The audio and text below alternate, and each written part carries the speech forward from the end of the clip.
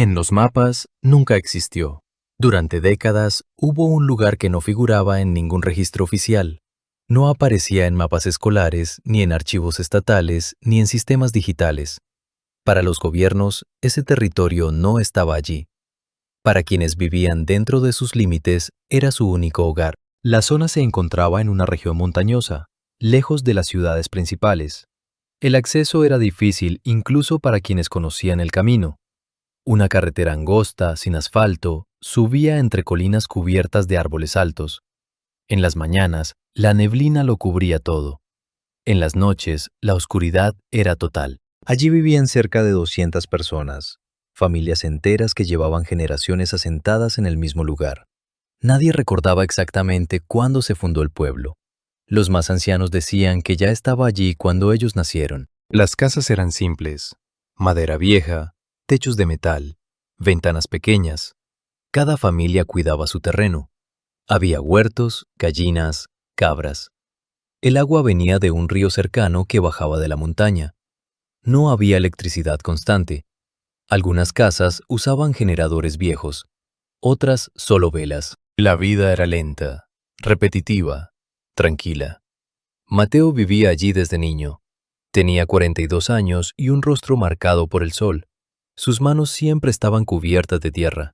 Trabajaba cultivando maíz y café. Conocía cada sendero, cada árbol, cada curva del camino. Nunca había salido muy lejos del pueblo.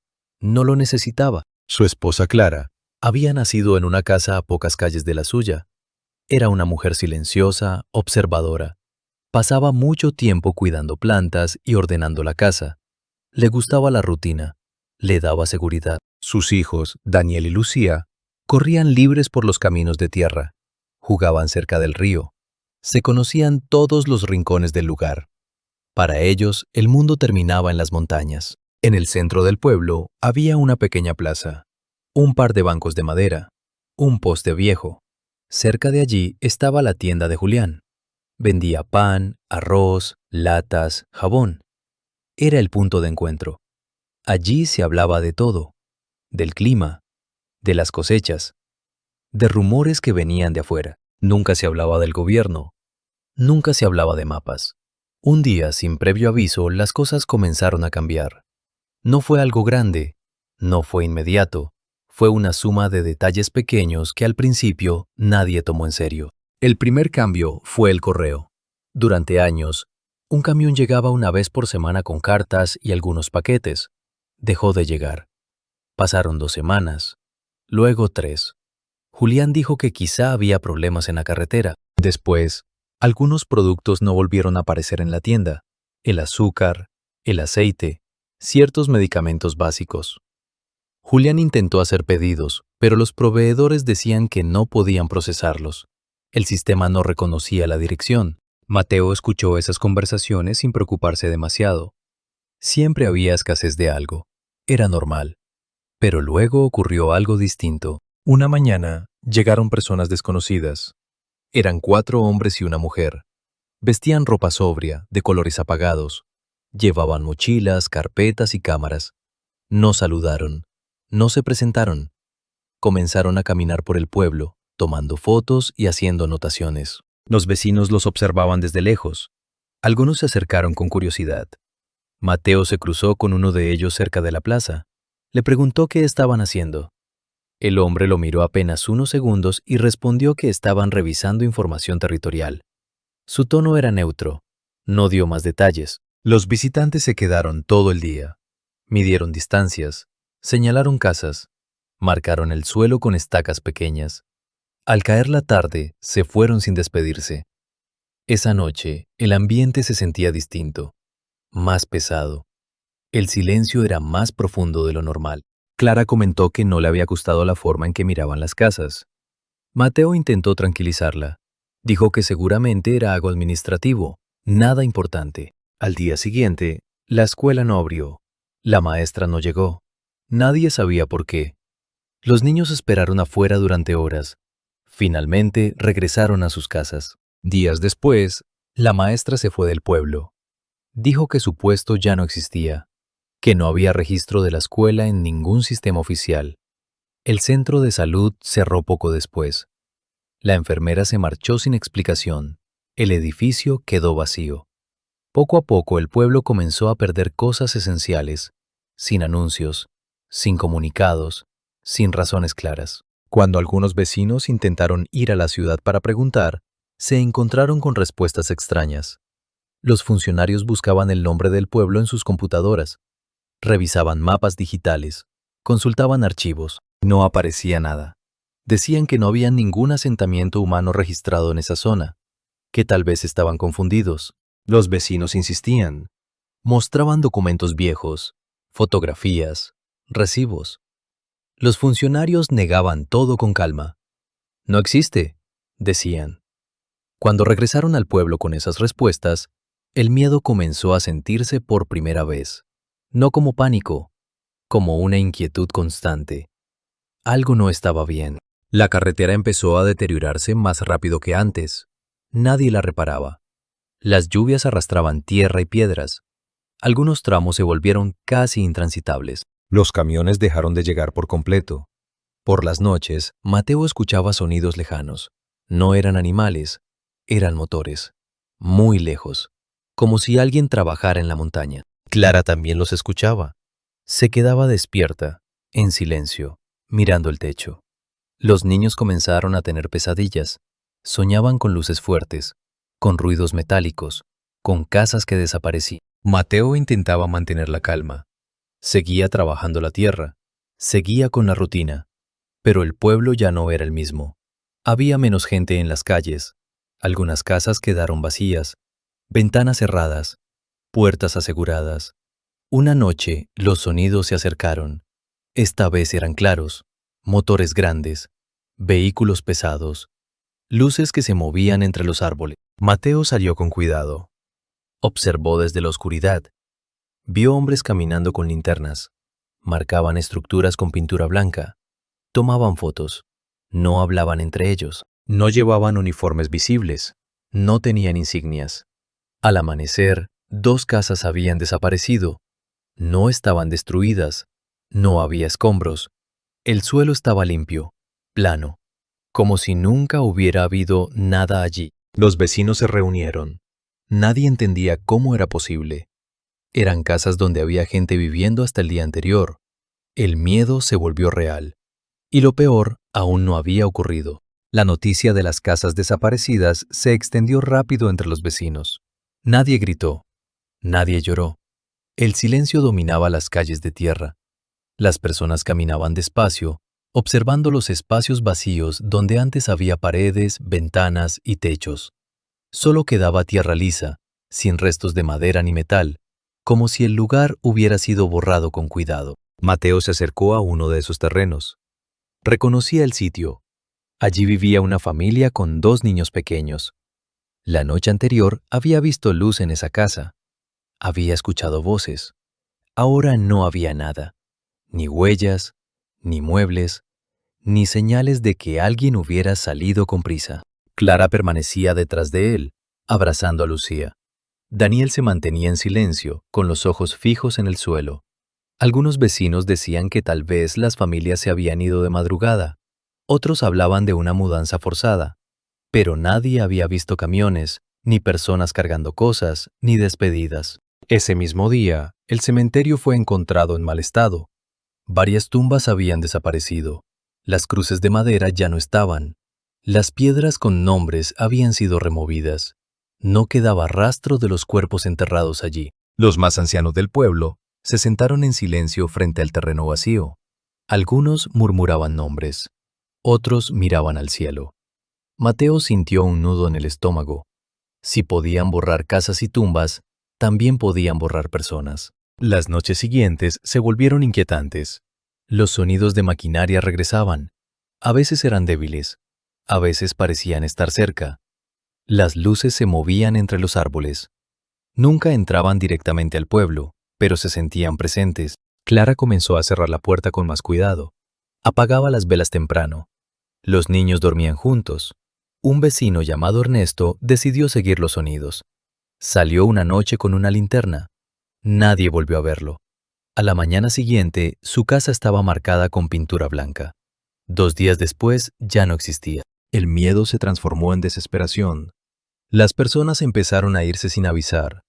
Tomaban lo poco que podían cargar y caminaban hacia la carretera, aunque estuviera casi destruida. Algunos regresaban horas después. Decían que el camino ya no llevaba a ninguna parte. Los mapas no mostraban la ruta.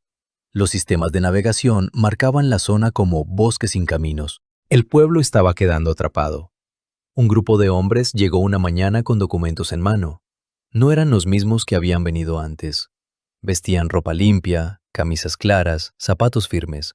Hablaban con tono calmado. Dijeron que el área estaba siendo reclasificada como zona natural protegida, que no había registros de comunidades legales en ese territorio, que todos debían desalojar por seguridad ambiental. No ofrecieron transporte, no ofrecieron compensación, solo dijeron que el lugar no existía oficialmente. Mateo quiso discutir, quiso mostrar las fotos de su infancia, quiso hablar de sus padres, de sus abuelos, de la escuela, del mercado, pero los hombres no escuchaban. Miraban papeles, marcaban casillas. Esa misma tarde, más marcas blancas aparecieron en casas, cercas, postes y árboles. Clara empezó a empacar en silencio. Metió ropa, algunas fotos, una radio vieja. Mateo observaba sin saber qué decir. Los niños preguntaban por sus amigos. No había respuestas. Una noche, la maquinaria se acercó más que nunca. Los motores eran fuertes. El suelo vibraba. Las luces iluminaban los bordes del pueblo. Mateo miró por la ventana. Vio sombras moviéndose entre las casas vacías. Escuchó metal golpeando metal. Escuchó árboles cayendo. Al amanecer, la plaza central había desaparecido. Donde antes había bancos y un poste, ahora solo había tierra. La tienda de Julián estaba cerrada. Un sello rojo cubría la puerta. Un papel decía que el establecimiento no estaba autorizado en ninguna zona reconocida. Julián no volvió a abrir. Días después, su tienda también desapareció. El pueblo se estaba borrando pieza por pieza. Mateo decidió irse. No podía proteger a su familia allí. No podía luchar contra algo que ni siquiera tenía nombre. Cargaron mochilas con lo poco que quedaba. Caminaban despacio por el sendero que conocían desde siempre. Al llegar a la curva de la carretera, Mateo miró atrás. Ya no veía el pueblo completo. Algunas casas ya no estaban. Otras parecían borrosas entre la niebla. Clara apretó su mano. Los niños caminaban en silencio. Horas después, el camino desapareció. No había señal, no había marcas, solo árboles. Tuvieron que seguir caminando por la montaña. Cuando finalmente llegaron a una carretera real, pasaron varios días. Estaban cansados, tenían poca comida. En la ciudad, Mateo intentó buscar información. Mostró fotos, dio nombres, explicó la ubicación. Nadie encontró registros. El lugar no existía. Años después, Mateo volvió a intentar localizar el sitio usando mapas digitales. No había nada. Solo bosque. Las fotos eran lo único que demostraba que el pueblo había sido real. Un lugar sin nombre. Un territorio borrado. Una comunidad eliminada sin explicación. Nadie dio respuestas. Nadie asumió responsabilidad. El lugar desapareció de la tierra. Y también de los mapas. Después de llegar a la ciudad, Mateo creyó que lo peor ya había pasado. Pensó que el pueblo había quedado atrás, como un mal sueño que se iba a borrar con los días. Pero el problema no era solo haber perdido la casa, era algo más frío. Era descubrir que para el mundo nunca había habido una casa, nunca había habido un pueblo, nunca había habido gente. Los primeros días durmieron en una habitación prestada, en casa de una prima lejana de Clara. Era un cuarto pequeño, con paredes manchadas por humedad y una ventana que daba a un patio estrecho. Se escuchaban voces de vecinos, radios prendidas, perros ladrando, motores pasando cerca. Los niños no se acostumbraban. En el pueblo, por la noche, solo existía el viento y el río. Aquí todo sonaba demasiado. Clara no hablaba casi nada. Ordenaba la poca ropa que trajeron y doblaba las mantas, como si el acto de acomodar cosas pudiera darle control. Daniel se quedaba mirando la pared durante minutos. Lucía dormía poco y se despertaba llorando sin gritar. solo con la cara mojada y la respiración agitada. Mateo salió a buscar trabajo. En el primer lugar donde preguntó, le pidieron dirección anterior, documentos y referencias. Dijo el nombre del pueblo. El hombre del mostrador escribió el nombre en un papel, buscó en una lista y luego lo miró con una expresión extraña. No sale, dijo, con tono neutro, como si no fuera importante. Mateo insistió. Explicó que quedaba en la montaña, a varias horas. El hombre solo encogió los hombros. Dijo que así no podía registrar nada. En otra oficina le pidieron un comprobante.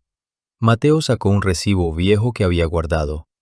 Era un papel amarillento, de una compra que Julián había hecho con un proveedor de la ciudad. Tenía un sello, tenía fecha, tenía firmas.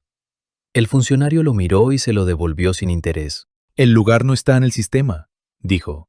No puedo ponerlo. Mateo salió con la garganta seca. Caminó varias cuadras sin rumbo. El ruido de la ciudad lo golpeaba. Cada vez que veía un mapa pegado en una pared, se detenía. Buscaba. No encontraba nada. Ni un nombre, ni una línea, ni un punto. Una tarde, mientras compraba pan barato en un puesto callejero, escuchó a dos hombres hablando de un proyecto en la zona de montaña. No dijeron nombres. Solo mencionaron reordenamiento y zona limpia. Hablaban como si fuera algo normal.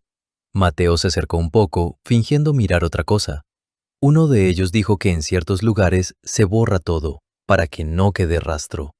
El otro se rió, como si fuera un chiste. Mateo no reaccionó. Pagó y se fue. Guardó ese fragmento en la cabeza como si fuera una espina. Esa noche, en la habitación prestada, Clara le preguntó si había encontrado algo. Mateo dijo que no. Clara se quedó mirando la manta. Habló con una voz baja, casi sin aire. Si no existe, entonces nosotros tampoco. Mateo no respondió. Se sentó en el suelo. Los niños dormían. Afuera, una radio sonaba en alguna casa, con música vieja y voces lejanas. Mateo pensó en la plaza, en el mercado, en el río, en la escuela. Pensó en Ernesto, el vecino que había salido una noche y nunca volvió. Pensó en las tumbas desaparecidas. Sintió un impulso fuerte de regresar, pero no como nostalgia, como una necesidad de comprobar que no se estaba volviendo loco. Los días pasaron. Mateo consiguió trabajos cortos, cargar cajas, limpiar patios, mover sacos. Volvía con polvo en la ropa y pocas monedas en el bolsillo. Clara empezó a cocinar con lo mínimo: arroz, frijoles, pan duro. Los niños se enfermaban de vez en cuando por el cambio y el cansancio. La prima de Clara era amable, pero se notaba el peso de tener 4 personas extra en su casa. Mateo decidió ir a un archivo público, un edificio grande, con pasillos fríos, empleados cansados y carpetas apiladas. Pidió acceso a mapas antiguos. Quería ver si alguna vez, en algún papel viejo, su pueblo había sido nombrado. El empleado lo miró con fastidio. Le pidió un nombre exacto, un código, una zona. Mateo solo tenía memoria y una ubicación aproximada. Horas después, le entregaron unos mapas gastados. Mateo los revisó con cuidado, hoja por hoja. Encontró ríos, montañas, caminos, pero donde debía estar su pueblo, solo había una mancha verde, como un bloque continuo de bosque. En algunos mapas ni siquiera había un camino marcado. Mateo sintió un calor en la cara. No era ira, era una sensación de caída, como si el suelo se abriera un poco. Pidió hablar con otro encargado. Esperó. Le dijeron que no había más información, que todo estaba completo, que si no figuraba, no existía. Salió del edificio con las manos temblando. A la semana siguiente, ocurrió algo que lo dejó peor. Un hombre lo siguió. No fue una persecución directa, fue un detalle repetido. Mateo lo notó en la mañana, cerca del mercado. Un hombre de cabello corto, camisa gris, sin nada llamativo. Estaba parado mirando el puesto de frutas, pero no compraba. Mateo caminó 2 calles y lo vio de nuevo, a distancia. Más tarde lo vio cerca del lugar donde descargaban cajas. Mateo se dijo que era casualidad. La ciudad estaba llena de gente, pero el hombre aparecía siempre con el mismo ritmo, en los mismos lugares, como si estuviera midiendo cuánto se movía Mateo, cuánto hablaba, con quién. Mateo no comentó nada con Clara al principio. No quería sembrar miedo. Pero en la noche, cuando salió a tirar basura, vio un vehículo estacionado a media cuadra, oscuro, sin placas visibles desde su ángulo. No estaba allí antes. Una luz tenue se prendió dentro y se apagó. Mateo regresó al cuarto y cerró con seguro. Esa misma semana, Daniel dijo algo extraño. Fue en la tarde, mientras Clara le arreglaba la camiseta. Hoy en la calle me dijeron que no diga de dónde venimos. Clara se quedó inmóvil. Le preguntó quién. Daniel no supo explicar bien. Dijo que un hombre se agachó a su altura, sonrió poco y le dijo que era mejor no hablar de ese lugar. Después se fue. Clara miró a Mateo con ojos abiertos, sin lágrimas. Mateo sintió un frío en el estómago. Al día siguiente, Mateo decidió cambiar su ruta. Caminó por calles distintas, se metió en un barrio más lleno, con gente entrando y saliendo de tiendas. Aún así, lo vio. El mismo hombre, a distancia, como una sombra que no se acercaba demasiado, pero tampoco desaparecía. Esa tarde, Mateo habló con Clara. Le dijo que sentía que alguien nos observaba. Clara no se sorprendió, solo asintió lentamente.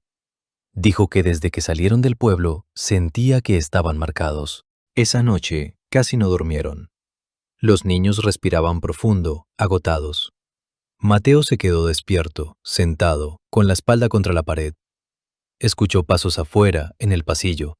Una tos, un golpe leve, como si alguien tocara una puerta más lejos. Luego silencio. A la mañana siguiente, la prima de Clara dijo que había visto a 2 personas preguntando por ellos. Dijeron que buscaban a Mateo para verificar información. No dejaron nombres, no dejaron números, solo preguntaron y se fueron. Mateo decidió que ya no podían quedarse allí. Consiguieron una habitación en una zona más alejada, en una pensión vieja. El dueño era un hombre delgado, de ojos cansados, que no hacía muchas preguntas mientras le pagaran. La habitación olía a humedad y a madera mojada. La ventana no cerraba bien. Por la noche entraba aire frío. Mateo empezó a hablar menos con la gente. Evitaba decir el nombre del pueblo. Si le preguntaban, decía un nombre de otra zona. Cambió su forma de moverse, como si cada detalle fuera importante.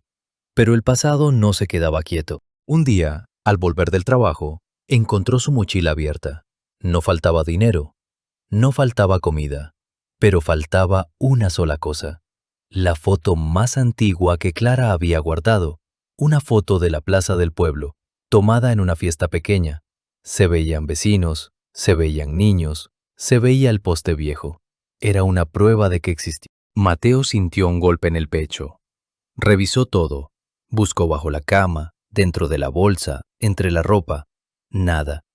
Clara miró las otras fotos con manos temblorosas, como si esperara ver que también desaparecieran. Esa noche, Clara dijo algo con una calma rara. «Nos están quitando hasta el recuerdo». Mateo no pudo responder. Pasaron los días. Las cosas se volvieron más tensas. Lucía empezó a decir que veía luces por la ventana, de madrugada. Mateo se levantaba rápido, pero no veía nada. Solo la calle vacía y el viento moviendo basura. Daniel se volvió más callado. Antes hablaba de jugar, de correr, de la montaña. Ahora solo quería estar dentro, sentado, mirando sus manos. Mateo decidió que necesitaba regresar una vez, solo una vez. No para volver a vivir allí, solo para ver con sus propios ojos qué había quedado, si quedaba algo. No se lo dijo a Clara al principio. Planeó el viaje en su mente, como si fuera una operación simple. Consiguió un mapa viejo de carreteras. Habló con un conductor que hacía viajes a zonas rurales. No dijo el nombre del pueblo, solo pidió que lo dejara cerca de una montaña específica. El conductor aceptó por dinero extra. No hizo preguntas. Mateo salió antes del amanecer. Llevaba una mochila con agua, pan, una linterna y una navaja pequeña para cortar ramas si era necesario. El cielo estaba gris. La ciudad todavía dormía. El vehículo avanzó por carretera durante horas. Luego entró a caminos más estrechos. Los árboles comenzaron a dominar el paisaje. La señal de radio se perdía por momentos. El conductor se quejaba del camino. Decía que esa zona era rara, que no le gustaba. Al mediodía, el conductor se detuvo. Dijo que ya no seguiría. El camino estaba demasiado cerrado. Había partes donde la tierra se había hundido. Se veían rocas y troncos caídos. Mateo pagó y bajó sin discutir. Quedó solo. El aire olía a hojas húmedas. La luz entraba filtrada por las ramas. El silencio era profundo, pero no tranquilo. Mateo caminó por el sendero, reconociendo algunos puntos por la forma de las piedras y por la inclinación del terreno. Cada paso le despertaba un recuerdo. Un árbol donde se había sentado de niño. Una curva donde solían descansar con sacos de café. Después de horas, llegó al sitio donde debía estar la primera casa del pueblo. No había nada. No era que estuviera destruida. No había cenizas.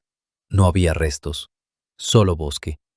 Árboles jóvenes, como si hubieran crecido allí desde siempre. Mateo siguió caminando, con el corazón pesado.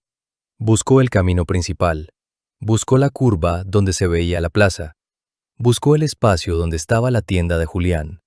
Todo era bosque. En algunos puntos, el suelo se veía demasiado parejo, como si alguien lo hubiera nivelado. No había piedras sueltas. No había marcas de cimientos. No había basura vieja.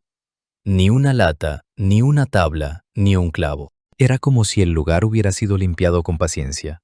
Mateo llegó al sitio donde estaba el cementerio. Tampoco estaba. Solo había tierra cubierta de hierba corta y árboles pequeños. Ni una cruz, ni una piedra, ni una señal. Mateo se arrodilló, tocó el suelo con los dedos. Estaba frío, húmedo, real, pero no decía nada. Quiso gritar y no pudo. La garganta no le respondió. Solo respiró fuerte, con los ojos abiertos, tratando de no perder el control. Entonces escuchó un sonido, un motor, lejano al principio, pero real. No era un animal, no era viento. Era un vehículo grande moviéndose entre la montaña. Mateo se puso de pie rápido. Miró alrededor. No vio carretera, pero escuchó el motor acercándose. El sonido venía de un lado donde antes no había camino. Se escondió detrás de unos árboles. Apagó su linterna, aunque era de día. Pegó la espalda contra el tronco y contuvo la respiración. El motor se detuvo. Luego escuchó puertas abriéndose, pasos, voces bajas, cortas, sin emoción. Mateo asomó apenas. Vio un vehículo oscuro. Vio a dos hombres bajando. Llevaban equipos, como cajas metálicas y herramientas. Uno de ellos miró el bosque como quien revisa un trabajo terminado. Otro habló en voz baja. Mateo no entendió todas las palabras, pero escuchó una frase clara. Aquí no hay nada. La dijo como un cierre, como una orden cumplida. Mateo sintió que las piernas se le aflojaban. Se mantuvo quieto. Los hombres caminaron unos metros. Se detuvieron cerca del lugar donde debía estar la plaza. Uno de ellos clavó una estaca pequeña en el suelo. Otro tomó una foto. Luego se subieron de nuevo al vehículo y se fueron, por un camino indecible entre los árboles. Cuando el sonido se alejó, Mateo esperó largo rato. No se movió. Solo escuchó su propia respiración y el zumbido de insectos. Al final, caminó de regreso sin mirar demasiado. Ya no buscaba nada. Solo quería salir de allí. Regresó a la ciudad 2 días después, cansado, sucio, con las manos temblando. Clara lo vio entrar y supo, sin necesidad de palabras, que no había quedado nada. Mateo se sentó en la cama. Miró el suelo. Habló con voz baja, como si le costara formar las frases. No existe. Lo borraron todo. Clara no lloró, solo apretó los labios. Los niños miraban desde un rincón, sin entender del todo, pero sintiendo el peso. Esa noche, Mateo soñó con el pueblo como era antes. La plaza, las risas, el mercado, la tierra húmeda después de la lluvia. En el sueño, todo seguía allí, pero al despertar, solo quedaba la habitación fría y el ruido lejano de la ciudad. Y, desde ese momento, también quedó otra certeza. Si podían borrar un lugar entero, también podían borrar a cualquiera que recordara demasiado. Después del viaje a la montaña, Mateo ya no fue el mismo. Caminaba más lento, hablaba menos, miraba a su alrededor como si siempre esperara ver algo fuera de lugar. La ciudad seguía igual, con su ruido constante, sus calles llenas de gente y sus luces por la noche. Pero para él todo se sentía falso, como un escenario que podía desaparecer en cualquier momento. Clara notó el cambio. Ya no le preguntaba tanto. Solo se sentaba cerca de él, en silencio, mientras los niños dibujaban en el suelo con lápices gastados. A veces, Lucía dibujaba casas pequeñas, árboles y un río. Daniel dibujaba montañas sin caminos. Mateo empezó a pensar que el problema no era solo el pueblo, era el hecho de que alguien había decidido que nunca existió.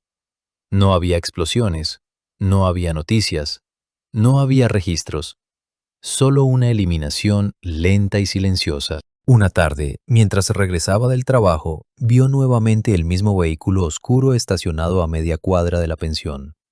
No tenía placas visibles. Las ventanas estaban polarizadas. El motor estaba apagado, pero el interior parecía ocupado. Mateo no se detuvo. Caminó como si no hubiera visto nada. Subió las escaleras con calma. Entró a la habitación. Cerró la puerta. Clara lo miró a los ojos. No necesitó explicación. Esa noche, escucharon pasos en el pasillo. No eran apresurados. Eran lentos, medidos.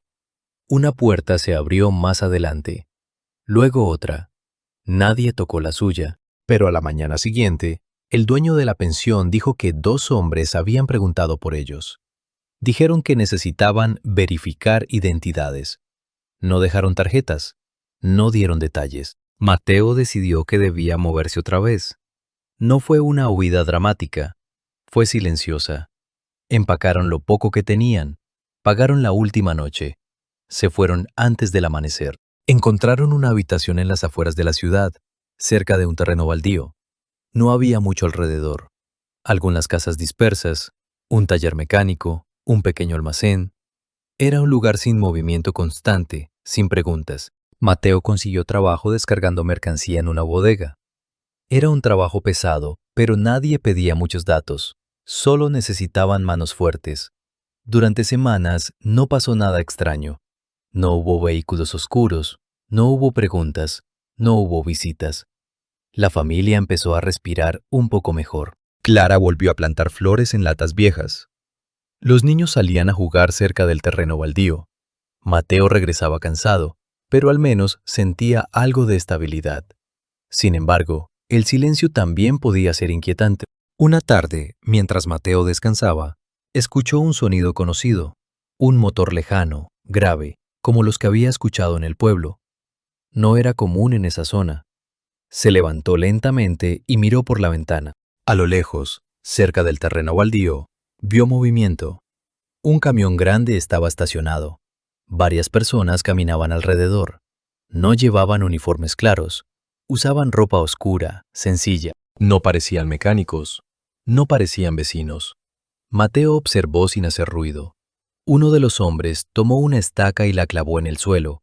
Otro revisó un aparato que parecía medir algo. No hablaban fuerte. Clara se acercó por detrás. Miró la escena en silencio. No dijeron nada. Al día siguiente, el terreno baldío apareció cercado. Un letrero decía que la zona estaba en proceso de reordenamiento. No explicaba nada más.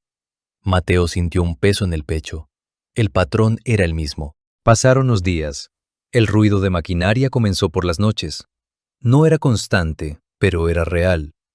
La tierra vibraba levemente. Los perros del vecindario ladraban sin razón aparente. Algunas casas cercanas comenzaron a quedar vacías. Vecinos que se iban sin despedirse. Ventanas cerradas. Puertas selladas. Mateo ya no dudaba. Sabía lo que estaba pasando. Una noche, Clara le dijo algo con voz tranquila. No podemos correr toda la vida. Mateo la miró.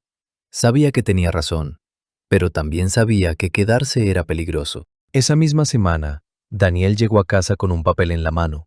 Lo había encontrado en el suelo, cerca de la entrada. Era un aviso simple.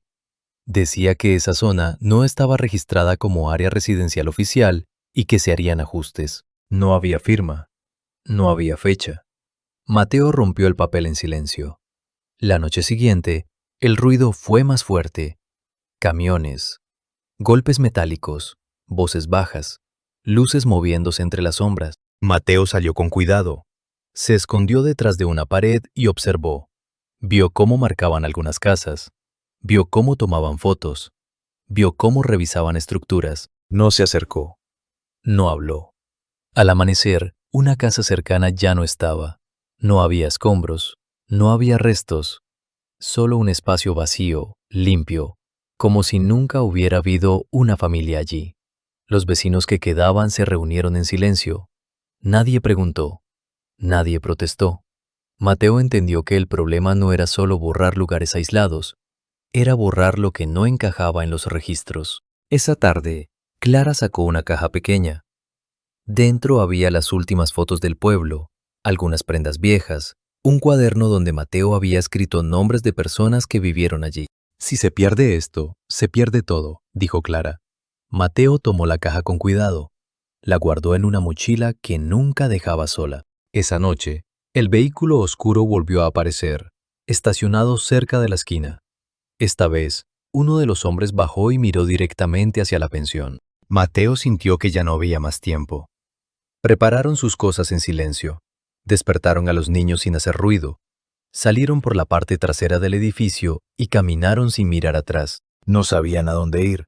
Solo sabían que no podían quedarse. Caminaron durante horas hasta llegar a una carretera secundaria. Subieron a un autobús sin preguntar demasiado. Pagaron en efectivo. Se sentaron al fondo. El autobús avanzó por zonas que Mateo no reconocía. Campos abiertos, pequeños pueblos, carreteras largas. Por primera vez en mucho tiempo, el cielo se veía más amplio. Clara apoyó la cabeza en el hombro de Mateo. Los niños dormían. Mateo miró por la ventana, observando cómo el paisaje cambiaba. Sabía que no podían recuperar su hogar, pero también sabía algo más. Mientras alguien recordara, el lugar no estaba completamente borrado. Aunque no existieran los mapas, aunque no aparecieran los archivos, aunque nadie hablara de él, el pueblo seguía vivo en la memoria de quienes caminaron por sus calles. Y eso era lo único que no podían eliminar del todo. El autobús siguió avanzando durante horas. Pasó por pueblos pequeños, por campos abiertos y por carreteras largas donde casi no se veía movimiento. Nadie preguntó de dónde venían, nadie pidió documentos. La familia permaneció en silencio, como si el cansancio hubiera apagado todas las palabras. Cuando bajaron, el lugar era distinto a todo lo anterior. No había edificios altos, no había ruido constante, solo casas bajas, calles de tierra y un cielo amplio. El aire olía a pasto y a humo lejano. Parecía un sitio que aún no había sido tocado por nada extraño. Encontraron una habitación en una casa vieja. El dueño era un hombre mayor, de pocas palabras. No pidió explicaciones, solo aceptó el dinero y señaló la puerta. La familia entró en silencio. Esa noche, Mateo no durmió. Se quedó sentado, escuchando los sonidos del lugar. Grillos, viento, algún perro lejano. Nada más. No había motores, no había pasos en pasillos, no había luces moviéndose afuera. Por primera vez en mucho tiempo, el silencio no daba miedo. Los días pasaron despacio. Mateo encontró trabajo ayudando en el campo. Clara cocinaba con ingredientes simples. Los niños empezaron a jugar otra vez, aunque lo hacían con más cuidado, mirando a su alrededor como si esperaran que algo cambiara de repente. Pero nada cambió. Aún así, Mateo sabía que no estaban a salvo por completo, no después de haber visto cómo un lugar entero podía desaparecer sin dejar rastro, no después de saber que los mapas podían mentir. Una tarde, mientras acomodaba la mochila donde guardaban la caja con recuerdos, notó que el cuaderno con los nombres estaba incompleto. Faltaban varias páginas, no estaban rotas, no estaban arrugadas, simplemente no estaban. Mateo no dijo nada. Clara miró las fotos. Algunas ya se veían borrosas, como si el tiempo hubiera comenzado a borrarlas más rápido de lo normal. Los rostros seguían allí, pero los fondos eran difíciles de reconocer. El río, la plaza, la escuela, todo parecía desvanecerse poco a poco. Una noche, Daniel preguntó con voz baja si el pueblo había sido un sueño. Mateo se quedó en silencio unos segundos. Luego negó con la cabeza. No, dijo, fue real. Daniel asintió, pero su mirada no mostraba seguridad. Con el paso de los meses, los recuerdos se volvieron más débiles. Los detalles exactos se mezclaban. Las calles ya no tenían formas claras en la mente de Mateo. Los nombres de algunos vecinos se borraban lentamente, pero la sensación permanecía, la certeza de haber vivido en un lugar que ya no existía. Una mañana, Mateo encontró un mapa en el mercado local. Era un mapa nuevo, limpio, con carreteras marcadas y zonas verdes bien definidas. Buscó con atención la región donde estaba su antiguo hogar. No había nada, solo bosque. Mateo dobló el mapa con cuidado y lo guardó. No sentía rabia, no sentía tristeza profunda, solo una calma extraña. Habían aprendido a vivir sin un lugar fijo. Habían aprendido a guardar su historia en silencio. Habían aprendido que algunos sitios podían ser borrados sin dejar huellas. Pero mientras alguien recordara, aunque fuera de forma incompleta, el lugar seguía existiendo en alguna parte. No en los mapas, no en los archivos, no en los registros, solo en la memoria. Y esa memoria, aunque frágil, era lo único que quedaba. El territorio había sido borrado. Pero la historia nunca desapareció del todo.